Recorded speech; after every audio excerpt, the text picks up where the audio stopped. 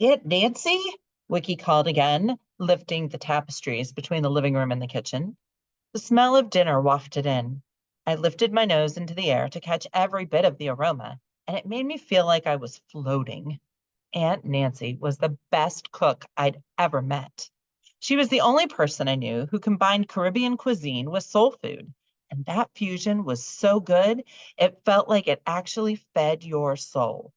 Today, it smelled like cornbread, fried okra, and something made of sweet potatoes. I crossed my fingers that she'd let me try a little bit. Three sets of feet going pitter patter, she called out from upstairs. Is that Brady and the magnificent Javier? Both chefs, so we have a special bond. She made her way down the stairs and smiled as she walked into the living room. Her smile was always a little wicked, and it might have freaked you out a little bit if you didn't know her. And what's my little trio of terror up to today? She asked as she sat on the couch and picked up her knitting. I explained our homework assignment and how badly I needed to ace it. So, if you could invite any three people in the history of the world to dinner, who would it be? I finally asked. This is the classic question, a question that gets asked a lot in our town, a question that gets people in trouble. She looked up at her ceiling at a framed drawing of some trees, staring into it like she was remembering something that happened long ago. I said as politely as I could. Well, the guests are the wrong place to start, she continued, looking at me again. The real question is, what's the purpose of the meal? You can cook to feed and to entertain, but some people cook to poison, to overthrow a king, to start a revolution. Some cook to win the hand of their beloved. Some cook to bring a family or a kingdom together or tear them apart. And there are those of us, she said, turning to me and smiling mischievously, who have cooked for all those reasons. So, what is the purpose of this meal, Javier? I stopped to try to think of a good answer that would impress her.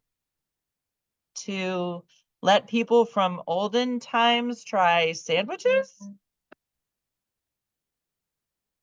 Wow, Javi, really impressive. Yeah. She nodded slowly, then went on. Well, what happens after the dinner? Sure, you can invite presidents and kings, artists and assassins, inventors and dancers, but how long will they stay? It's just dinner, Aunt Nancy, Wiki said, as if we were having a dinner party. The guests arrive, eat, and go back to their homes. But it sounds like these guests don't have a home, at least not here. A home is more than a place, it's also a time. And right now, it is your time, not theirs. Aunt Nancy was really overthinking this. You know what? I think we're good. Thanks for helping, Aunt Nancy, I said. Better to move on to another subject. Can I try some of that cornbread? Why, you most certainly can, she said excitedly as she hopped over to the kitchen.